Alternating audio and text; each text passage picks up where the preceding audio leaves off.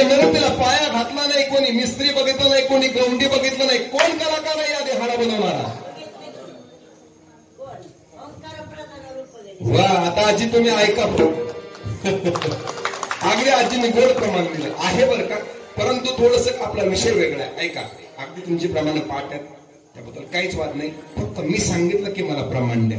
ओंकार प्रधान रूप गणेशाचे हे गणपती बाप्पाचं वर्णन झालं. मी सांगतो आपल्या देहाला अगोदर पाया. अरे वा, आता बोलले बाबा तुम्ही, आता खरं बोलले. नाही काय आहे म्हणावं तर आम्ही नाही म्हणून दाखवणार, आणि नाही म्हणलं तर आम्ही आहे म्हणून दाखवणार. त्यामुळे आहे तुमचं तुम्हाला.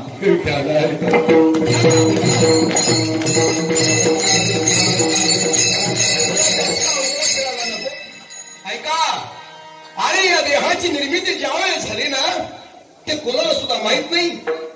ऐका, म्हणून तुम्हाला सांगितलं बरं का. माहितीये का कोणात कशी निर्मिती झाली देहाची? नाही माहिती हो, कोणालाही माहित नाही. देह कसा निर्माण होणार आहे? तो गोरा आहे का, आहे का, अगदी ठेंगणी मूर्ती आहे, नाक्षार आहे का, अगदी पुढचं नाही बोलत नाही का, हे सगळं आहे का हे माहिती असतंय का? नाही. जसं आपण एखादी इमारत बांधताना प्लॅन एस्टिमेट काढतो का नाही काढत, अगदी सुंदर असा प्लॅन तयार करावा आणि त्या प्लॅन प्रमाणे ती इमारत सुंदर अशी उभी राहावी. अगदी त्या कलाकाराच्या कल्पकतेप्रमाणे सुंदर अशी इमारत उभी राहावी. ही इमारत कोणाच्या कल्पनेप्रमाणे कमाल तुम्हाला वाटलं होतं असा सुंदर मला यावा, तुम्ही कल्पना केली का? नाही केली. मग तुमच्या आई वडिलांनी कल्पना केली का? नाही. ऐका, मायबाप तुमच्या पाया पडतो. अरे ही इमारत कधी येणार आणि कशी येणार हे कोणाला माहित नाही रे बाबा. म्हणजे याचा भरोसा. ऐका, मी सांगतो तुम्हाला, अरे या इमारती करता ज्याने कष्ट घेतले त्याचं नाव आहे भगवान परमात्मा. आपण आई वडिलाच्या माध्यमातून जातो. मला फक्त निर्मिती झाली बरं का, आपली माध्यम आहे. जसं मी माझ्या फोर व्हीलर मधून इथपर्यंत आलो ना, 4 चाकी हे माध्यम आहे, परंतु आलो मी, आणलंय मी तिला. कोणाला? एक नाही. तसं आपण आलो नाही, आपल्याला आणलं गेलं. नवे नवे आपल्याला यावंच लागतं. केले कर्म झाले त्याची भोगा आले, उपजले मेले आयसे. जे कर्म आपण करतो त्या कर्माप्रमाणे आपल्याला जीवन जगावं लागतं, जन्म घ्यावा लागतो. चला पुढे. ऐका, घर आपलं नाही, घरातली माणसं आपली नाही. का नाही? जर माणसं आपली असती तर शेवटी गेल्यानंतर वा, अहो बरोबर यायचं जाऊ द्या. कोण म्हणतं बरोबर येत नाही? येतात बरोबर, परंतु कुठपर्यंत? वा वा वा वा वा, अगदी गोड बोलणार होतं. बरोबर येतात बरं का माणसं, नाही असं नाही, अगदी बरोबर येतात.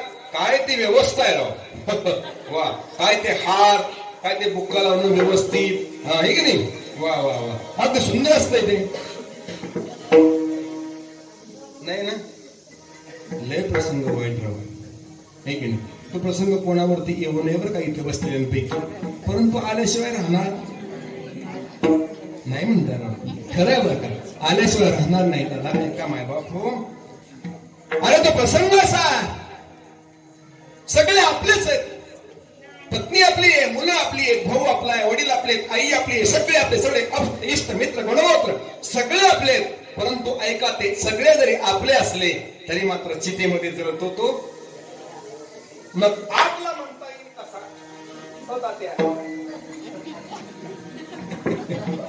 ऐका, त्याला आपला म्हणता येत. आपला कोणाला म्हणावं? जो कायमस्वरूपी आपला आहे त्याला आपलं म्हणावं. अरे या जगात आपलं म्हणण्यासारखं आहे तरी काय? बोला.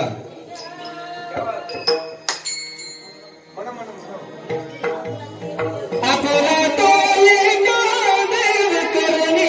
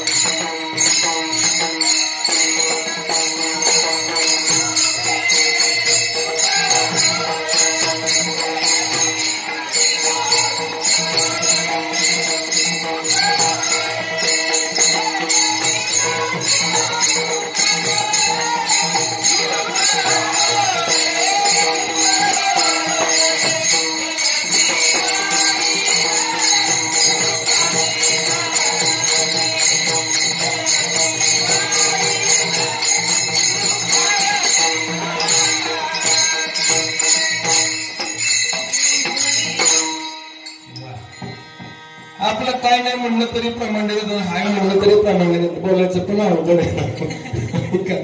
नाही आपलं काय म्हणलं की आजीने सांगितलं मी एका कोणी प्रमाण दिलं आहे नाही कसं. हा या जगामध्ये आपलं नाही असं तुम्ही म्हणताय महाराज, पण आम्ही म्हणतो आहे. काय आहे देव आपला आहे, परंतु तो फक्त आपलासा करून घेतला पाहिजे एवढाच अवकाश आहे. आपला तो एक देव करोनी गावा तिने विन देवा सुकलो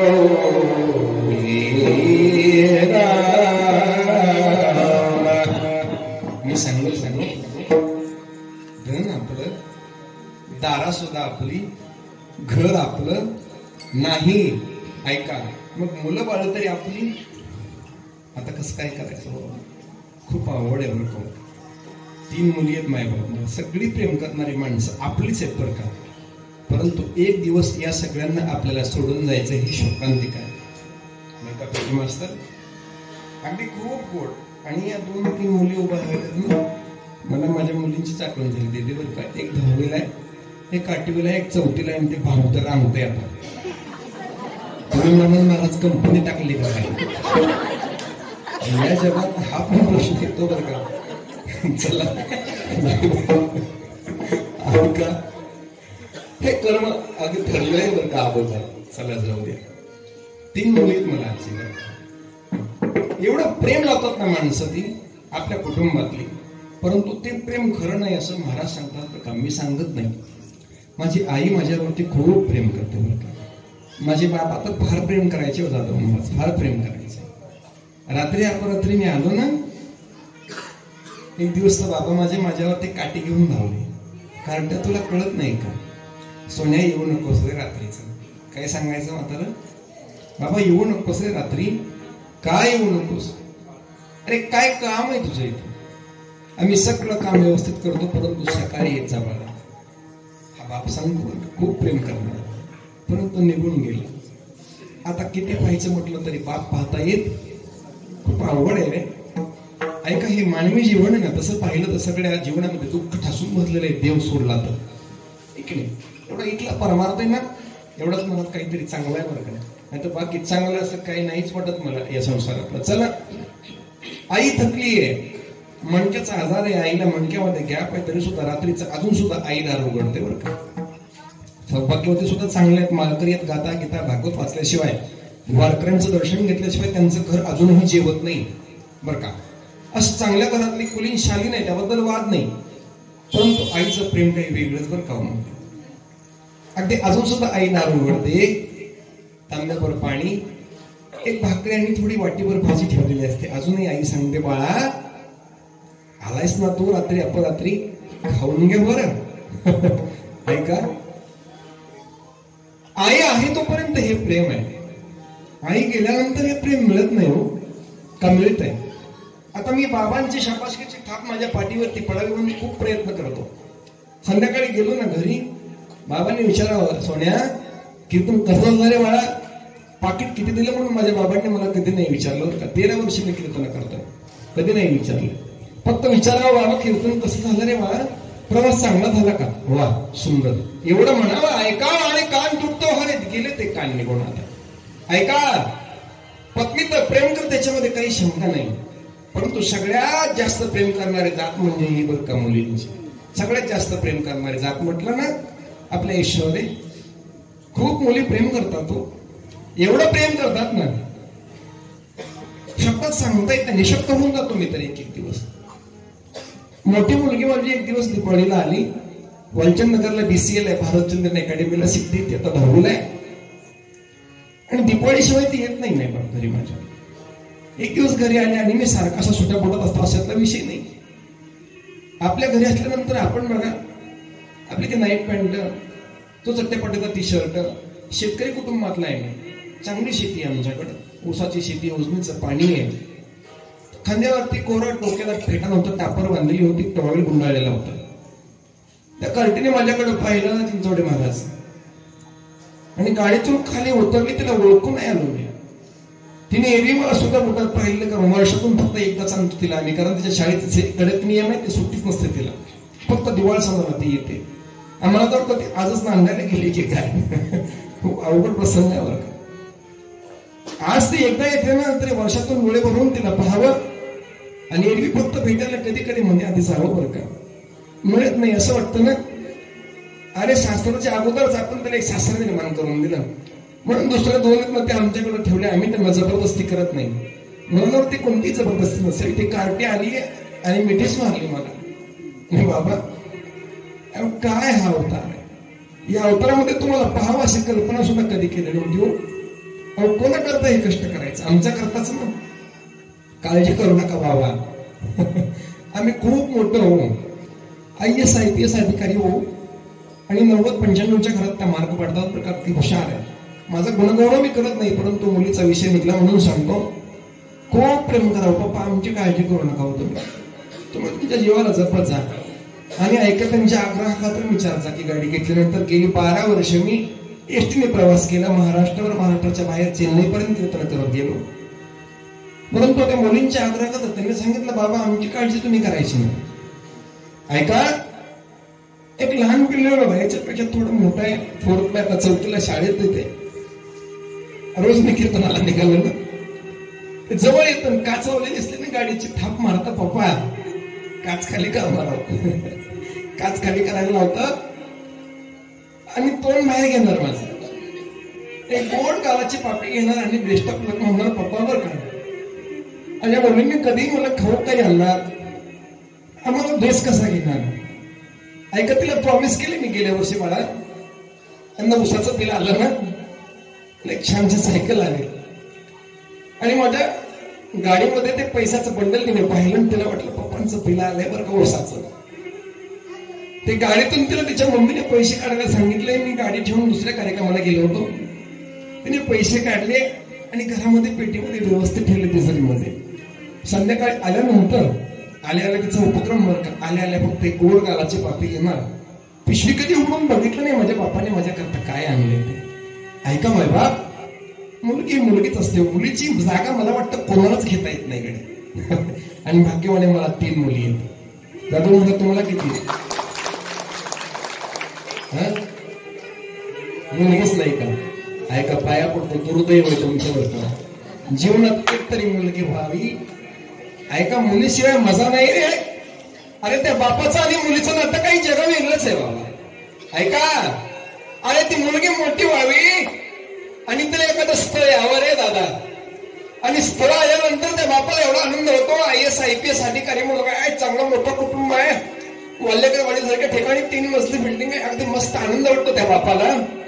परंतु बाप एका मनाने आतून दुःखी होतो रे दादा, बरं का काका. आतून बाप फार तुटलेला असतो.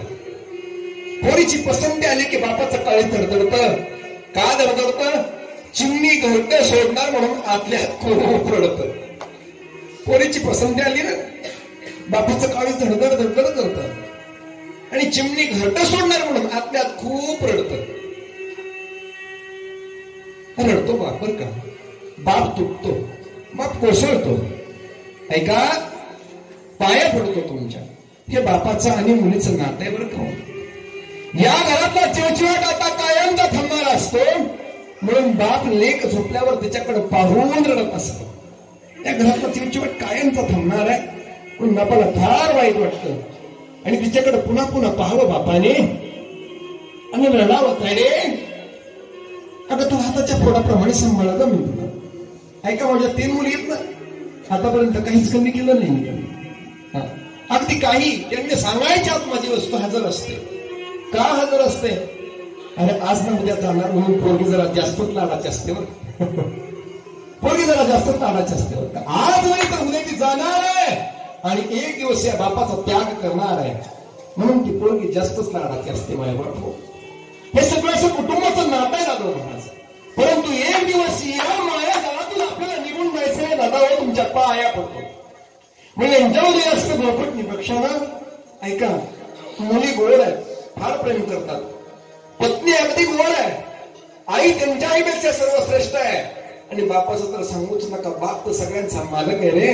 परंतु या सगळ्यांना इथंच ठेवावं लागतं आणि एक दिवस आपल्याला एकट्याला जावं लागतं. वंदन दारा पुत्र जन. ऐका, मग जग तरी आपलं आहे का? नाही. या जगातलं काही आपलं नाही, कोणी नाही आपलं. नवशीच प्रमाण करून दिले म्हणून डबल देत नाही. जग आपलं नाही, या जगातली माणसं आपली नाहीत. मग जगात आपलं आहे तरी काय? असं काहीच नाही का महाराज? काहीतरी असेल हो, या जगात थांबण्यासारखं काहीतरी असेल. एक प्रमाण करून दिले म्हणून कोणा देत नाही. आपण एक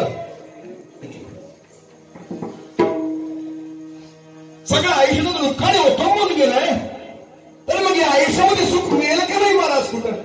महाराज सांगतात नक्की मिळेल. देव आपलासा करून घेतला की सुख मिळेल. ऐका, परंतु तसा देव आपलासा होणं कठीण आहे. कसा? मनोमार्गे गेला तो तेथेच मुकला, हरिपाठी स्थिरावला तोची धन्य. ऐका, फक्त आपल्याला पूर्वार्थ पाहिजे. मनोमार्गे गेला तो तेथेच मुकला, जो मनाच्या मार्गाने गेला ना तो तेथेच मुकला. आणि देवाची प्राप्ती करण्याकरता, ज्यांनी भगवान पंचेश्वरांना मिळवण्याकरता किंवा देव मिळवण्याकरता, भुवनेश्वराची कृपा होण्याकरता, ज्यांनी साधू संत महात्म्यांना मार्ग विचारला आणि ज्यांनी संतांचे पाय धरले ना, देव त्यांना नक्की सापडला. काही प्रमाण? विठाला विठाला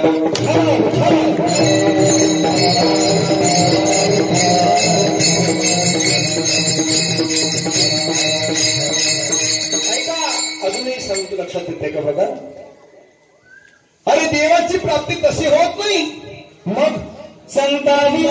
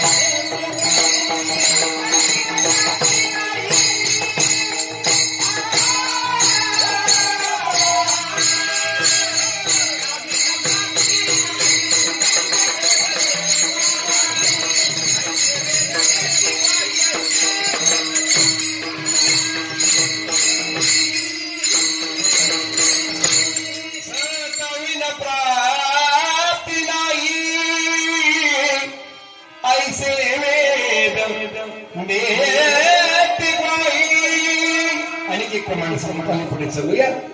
जर देवाची प्राप्ती करून घ्यायची असेल तर तुम्हाला संतांच्या पायाशिवाय पर्याय.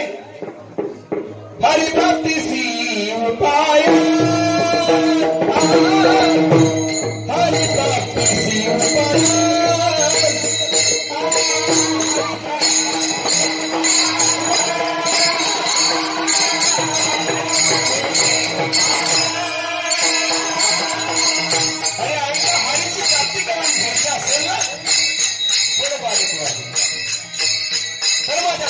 परमात्म्याची प्राप्ती करून घ्यायची असेल तुम्हाला, ज्या दिवशी वाटेल कैली उद्धार पावेल, काय कृपा करेल नारायण.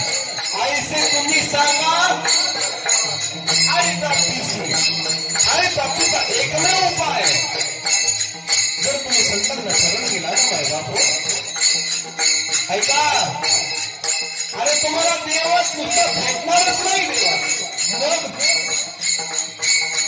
अरे आपली स्वतःची जागा रिकामी करेल रे देव. अरे ज्यांनी साधू संतांची सेवा केली ना, त्या प्रत्येकाला माझा भगवान परमात्मा येऊन भेटणारे.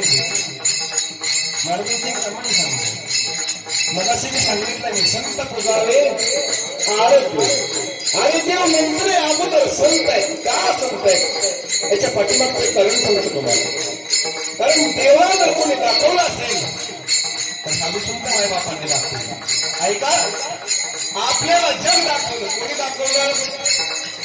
एक आई आणि दुसरे वडील. आपल्या आई बाबांनी, आपल्या मम्मी पप्पाने नाही म्हणून, परंतु आई बाबांनी आपल्याला जग दाखवलं. बरोबर आहे. आई बाबा नसते तर आपल्याला हे जग पाहता आलं, कसं संत नसते तर आपल्याला देव पाहता आला नसता. महाराजांचं प्रमाण तुम्हाला मी सांगतो. आणि या रूपामध्ये करोनी खरे वा अगदी देव रूपाला आणला, देव आकाराला आणला, देव पाहिलं ना तर निर्गुण आणि निराकार असणारा देव होता. त्या देवाला आकार नव्हता, त्या देवाला रूप नव्हतं, मी त्या देवाला नावही नव्हतं. काही प्रमाण रंग नाही, रूप नाही,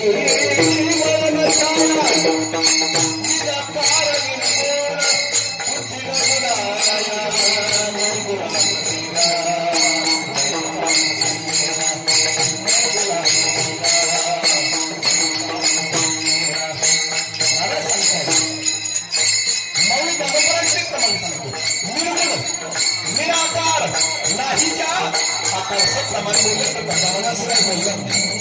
तो निर्गुण आहे, तो निराकार आहे, त्याला आकार नाही. निर्गुण निराकार नाहीच्या आकार एवढंच घ्यायचं, त्याला आकाराला आणलं माझं सुद्धा माहिती. आणि पुंडलिकाने पांडुरंग परमात्मा आणला. एकदी तो पंढरपुरामध्ये ऐका, पांडुरंग पंढरपुरामध्ये आला, कोणा करता आला? एक आख्यायिका रुक्मिणी करता आला. ठीक आहे, ज्यावेळेस सिंधुवनामध्ये रुक्मिणी यायचं रुक्मिणी आल्या ना, आता फक्त सांगा रुक्मिणीच्या मागत आला, रुक्मिणीचा शोध घेता आला. दुसरा अर्थ माझा पुंडलिका करता आला. का आला? कारण पुंडलिक रोज देवाची पूजा करत होता. बरोबर आहे का नाही? वा माणसाची जर बाहेर बोलत गेल्या असं, आणि अशी माणसं भेटलं असं जोरात कीर्तन करावं असं वाटतं. आहे का? पुंडलिक देवाची पूजा करत होता म्हणून देव आला का? मग काय आला का? त्याचं कारण आहे, अरे त्या पुंडलिकाने एका मांडीवरती आईचं व्रत घेतलेलं आहे आणि दुसऱ्या मांडीवरती माझा विश्व विधाता ज्याने जग दाखवलं तो माझा जन्मचा बाप सुटले. एका मांडीवरती आई आहे, एका मांडीवरती बाप आहे. ऐका काय गोड असं प्रसंग. आणि आई आणि वडील लोक विश्रांती घेत आहेत आणि अशा अवस्थेमध्ये पुंडलिकाची परीक्षा घेण्याकरता पुंडलिकाच्या भक्तीला प्रसन्न होऊन माझा पांडुरंग परमात्मा वैकुंठ होडी झाला येता मग वैकुंठावरून आला. कसा करता आला? पुंडलिकाच्या भावार्थ. पुंडलिकाचा आई वल्लभपतीचा भाव पाहिला आणि माझा ते वैकुंठावरून इथं आला. कसा करता आला? ऐका, मग आणला कोणी? म्हणून मला सांगतात हरिप्राप्तीचे उपाय घडावे ए साधती साधने सुगती फळाची बनवणे बस. ऐका म्हणलं, हरीची प्राप्ती करून घ्यायची असेल ना. हरी म्हणजे कोण? जो आपल्या दुःखाचं हरण करतो, जो आपलं कष्ट हरून घेतो. ऐका, तो माझ्या समोरच बसलाय गड्याला. सुख करता दुःख हरता वार्ता विघ्नाची, हो वार्ता विघ्नाची, पुरवी पुरवी प्रेम कोटा जगाची, सर्वांनी सुंदर सुंदराची, कळते जळके माळ मुक्ता फळाची, कळते जळके माळ मुक्ता फळाची. जय देव देव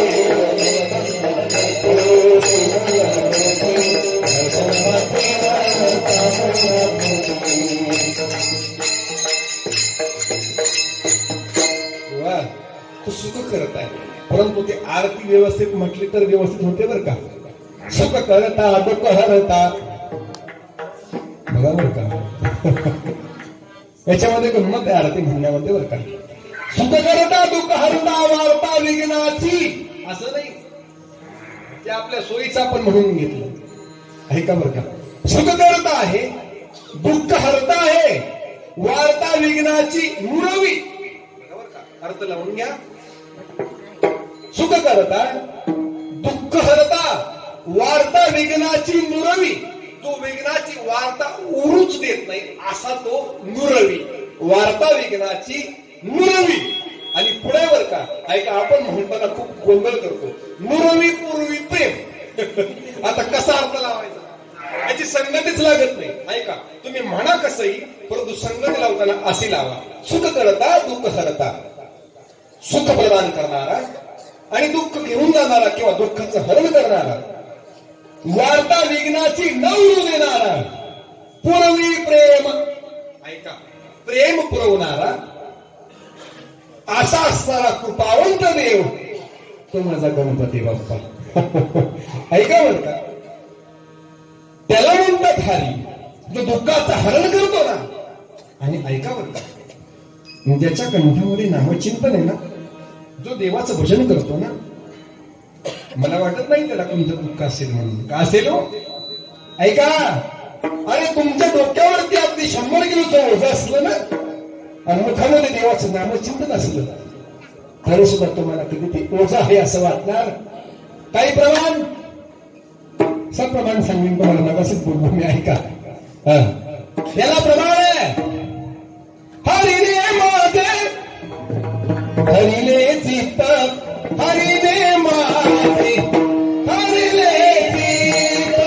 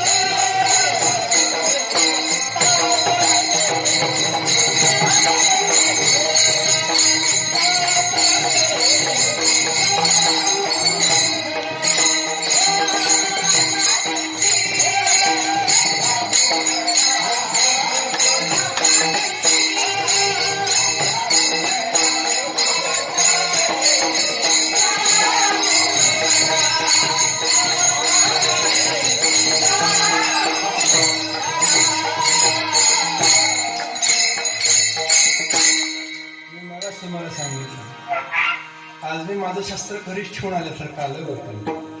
आज घसा चालत नाही, काय करणार. खूप गायचा छंद आहे मला. अगदी धामणेकर गुरुजींपासून तो करम गोसावीपर्यंत शिकलो बरं का, परंतु आज गाता येत नाही म्हणून जरा माफी मागतो तुमची.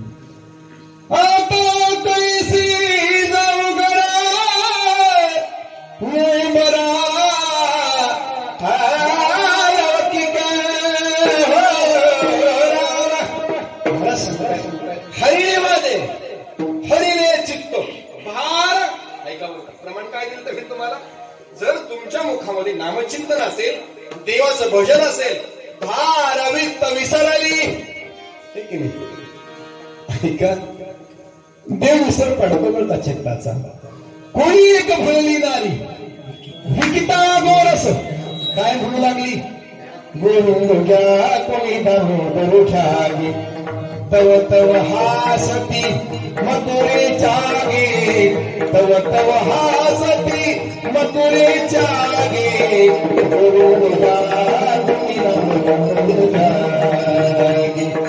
ऐका, नुसतं गोविंद घ्या आणि दामोदर घ्या म्हटलं नाही तर मग अहो ज्यावेळेस गोविंद घ्या आणि दामोदर घ्या म्हटलं ना गौरवानी, त्यावेळेस भगवान परमात्म्याला स्वतः डेऱ्यामध्ये अवतीर्ण व्हावं लागलं. कुचंबळ गोरस दुडिया माझारी काळोबा झाला भारी. माझा काळोबा माझा प्राणप्रिय सखा अगदी डेऱ्यामध्ये येऊन बसला हो आणि आतमधला गोळ उचंबळून बाहेर सांगू लागला. आणि मग आतमध्ये त्या डेऱ्यामध्ये डोकं पाहिलं ना, साक्षात माझा भगवान परमात्मा दिसला हो. नुसतं फक्त त्या म्हटल्या मुखाने गोविंद घ्या आणि दामोदर घ्या. त्यांनी घरून येताना गोविंद आणि दामोदर आणला. आणि ऐका, अरे त्या मातीच्या डेऱ्यामध्ये नाही आणला, परंतु या डेऱ्यामध्ये, हृदयरूपी डेऱ्यामध्ये मात्र माझा काना होता. अरे हृदयरूपी लेण्यामध्ये माझा कृष्ण होता, हृदयरूपी लेण्यामध्ये माझा लाला होता, मुकुंद होता, गोविंद होता, गोपाळ होता, कृष्ण होता, हरी होता. म्हणून करता तो या व्यवहारी डेऱ्यामध्ये सुद्धा आला रे आला. ऐका, आणि हे येण्याकरता, हरी कळण्याकरता, देव समजण्याकरता, देवाची प्राप्ती होण्याकरता माझ्या साधू संत माईबापांची गरज आहे. ऐका, जगद्गुरु तुकोबाराय सांगतात, अरे तसं पाहिलं ना तर संतांची भेट होणं खूप अवघड आहे. प्रमाणादेव भेट घेत नाही आपला, बहु अवघड आहे. संत भेटी परिजग जेती करुणा केली. आता संतांची भेट होण्याकरता कोणाची गरज आहे? हे सुद्धा खूप अवघड आहे बघा. तुम्हाला असं कसं? मी सांगत नाही, महाराज सांगतात, जगद्गुरु तुकोबाराय सांगतात, बहु अवघड आहे संत भेटी. संतांची भेट फार अवघड आहे. किती अवघड आहे? असं जाता रवी रवेल बाये सागर तरवेल, किंवा चंद्रामृत होते सेवते असं जाता रवी रवेल बाये येणा सागर तरवेल. बरी त्या साधूची भेटी न होईल का? एवढे अवघड असणारे साधू, परंतु देवाने कृपा केली तर साधू भेटतात. असं कसं उलट सांगताय? अगोदर म्हणा संतांशिवाय देव भेटत नाही, आणि आता म्हणता देवाशिवाय संत भेटत नाही. ही तर गंमत आहे माहिती. परमार्थातली हे गंमत आहे. ऐका, देवाशिवाय संत भेटत नाही हे खरं आहे बरं का. कारण त्याची कृपा असेल ना, संत कधी भेटतात? जन्मोजन्मी आम्ही बहुपुण्य केले तेव्हा या विठ्ठले, ऐका, तेव्हा या विठ्ठले कृपा केली. विठ्ठल आपल्यावरती कृपा करेल. संतांची भेट घडवून दे, परंतु जन्मजन्मांचं पुण्य आपल्या पदरी असलं पाहिजे. तर साधू संत माईबापांची भेट आहे. चला, आणि जर साधू संत माईबापांची भेट घडली तर खरा भगवान परमात्मा आपल्याला कळण्याशिवाय राहणार नाही. म्हणून या ठिकाणी ज्या काळामध्ये संत भेटले ना, त्या काळाला धन्यता दिली. ऐका, महाराज सांगतात, अरे एरवी आमचा जो काळ गेला ना, त्या काळाला फारशी किंमत नाही. परंतु ज्या काळामध्ये साधू संत महात्मे आम्हाला भेटले, ज्या काळामध्ये ईश्वर परमात्म्याची खरी ओळख करून देणारा कोणीतरी आम्हाला भेटला ना, तो काळ धन्य. ती भूमी धन्य आहे, आम्ही धन्य आहोत. धन्यने मानीन आपले संस्कृती, एवढंच घ्यायचंय. ऐका, महाराज सांगतात, ज्यावेळेस आम्हाला भगवान परमात्म्याची ओळख करून घेण्याची उत्कट इच्छा निर्माण होईल ना, आम्हाला स्वतःला उद्धार करून घ्यावा असं ज्या दिवशी वाटेल, आणि त्या दिवशी जर संत भेटले ना, त्या काळामध्ये संत भेटले तर तो काळ कसा आहे?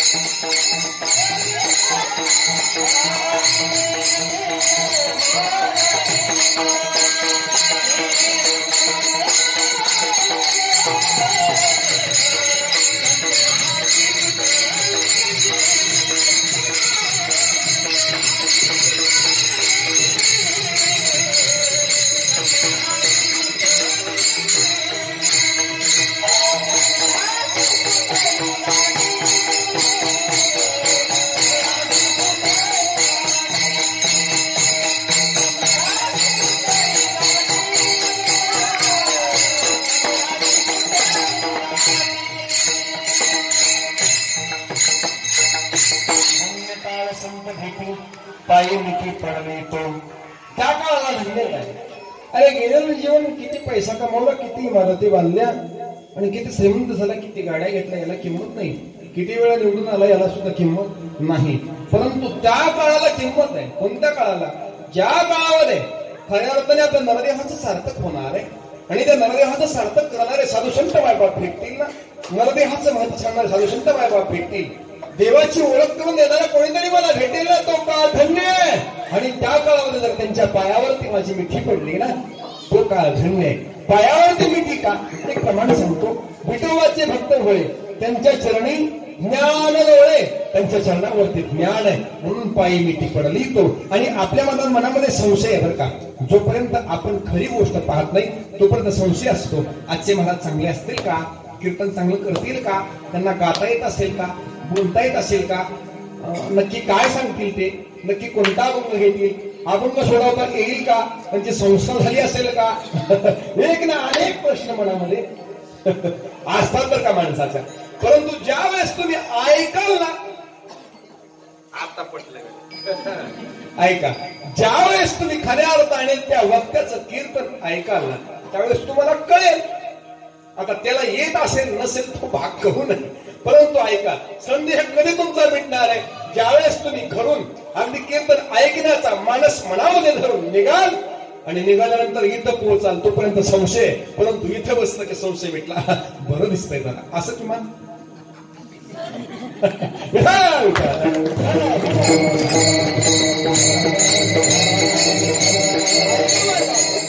आपल्या मनामध्ये संशय आहे, शंका आहे, कुठपर्यंत? जोपर्यंत संत भेटत नाही तोपर्यंत. अरे काय सांगावं, संत भेटायच्या अगोदर आपल्याला कळत नाही माय बाबा का. साधू संत महात्मे सार असार चांगलं वाईट हित अहित अगदी सद्गुण दुर्गुण यांचा सगळा विचार साधू संत महात्मे सांगतात. एरवी तो आपल्याला कळत नाही असं नाही, परंतु त्याचे फक्त ज्ञान नसते आपल्याला.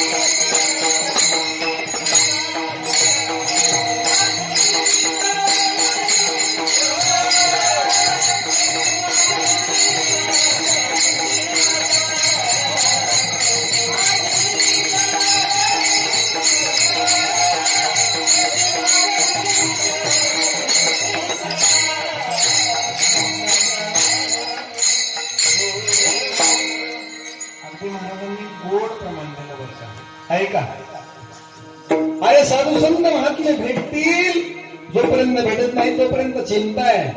परंतु खरं ही तर त्यांनाच माहिती आहे. हित नाही ठाऊक जननी जनकाला, जे आईला आणि वडिलांना हित माहित नाही ना, ते साधू संतांना माहिती. महाराजांनी प्रमाण दिलं, तिची माझी हित करीती सकळ, जिने हा गोपाळ कृपा करी. ज्याने गोपाळ कृपा करेल, तुम्हाला असं वाटतं का देवाने आमच्यावरती कृपा करावी? सगळे वाटतं ना देवाने आपल्यावरती देव भेटावा असं कोणाला वाटतं? गड्या सांग.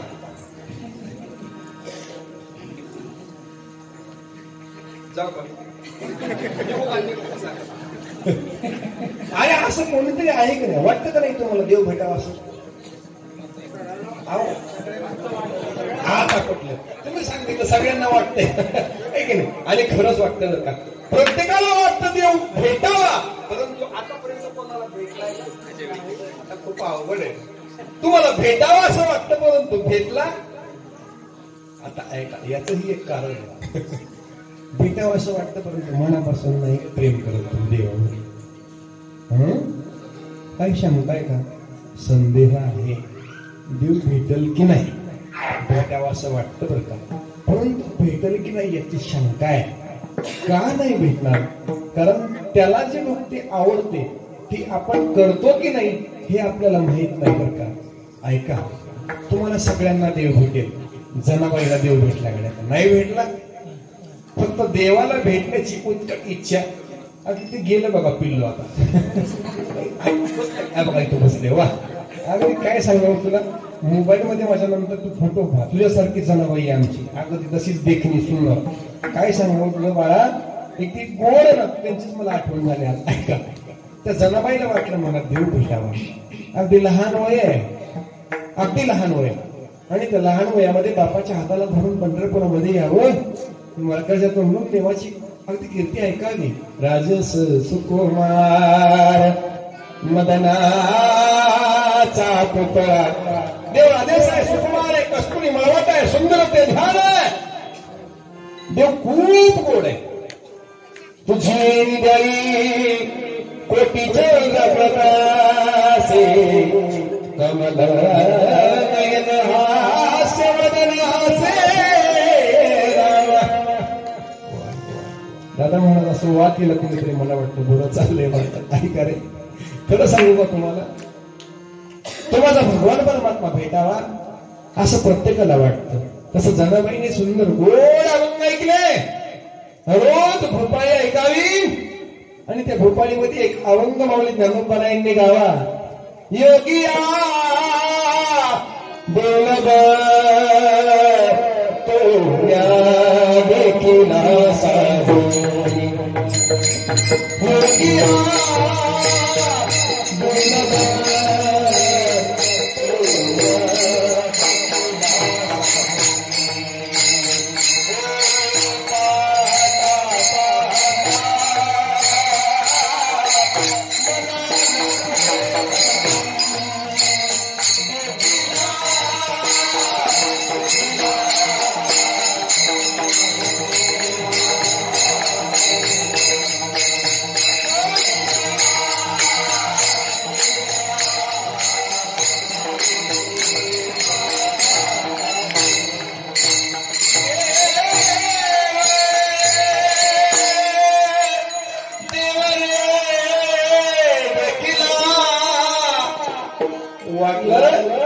संतांच्या मेळ्यामध्ये आल्यानंतर देव भेटतो. ही एक मनाला अगदी चुनूक लागून गेली जनाबाईच्या. जनाबाई पंढरपुरामध्ये दाखल झाली आणि देवाला पाहायची इच्छा झाली जनाबाईची. आणि बापाला सांगितलं, बाबा तुम्ही या बरं का आता, मला नाही यायचं घरी. नाही गेली माझी जनाबाई घरी. आणि ऐका, देव भेटावा ही उत्कट इच्छा आहे. अगदी पहाटेच्या पहारी सकाळी सकाळी नामदेव महाराजातून आतमध्ये शिरतात, आणि आतमध्ये जात असताना कोणीतरी बसलोय बाजूला असं पाहिलं. नामदेव महाराज थबकले आणि विचारत आहे, कोण हो माय? काय विचारलं? गोड बोलले नामदेव महाराज. वारकरी संप्रदायामध्ये पूर्वीचे संत फार गोड होते. हाक दिली, कोण हो माय? कोण बसलंय तिकडं? आणि जनाबाईला वाटलं सकाळी सकाळी माय शब्द कानावरती पडला, कोणीतरी महात्मा असावा. जनाबाई ताडकन उठून उभा राहिल्याने सांगितलं, मी जनी म्हणतात बरं का मला. काय म्हणतात? जनाबाई म्हणतात मला, का बसलीस इथं? काही नाही नामदेव महाराज, मला फक्त दर्शन घेण्याची इच्छा देवाची, एवढंच ना? संतन के संग लागरे ते अच्छी बनेगी, तेरी बिगड़ी बनेगी. फक्त नामदेव महाराजांचं दर्शन झालं नामदेव महाराजांनी जनावराला देव दाखवला पहिला बरं का. ऐका, फक्त मनामध्ये शंका आहे, ती शंका तो संदेह काढून टाका, देव तुम्हाला नक्की भेटेल. साधू संत महात्मा तुम्हाला नक्की भेटतील. फक्त मनातली शंका काढून टाका. आणि ती शंका काढून टाकण्याकरता सुद्धा कोणाची गरज आहे? साधू संतांची अभंग करून सुरक्षा संदेहाची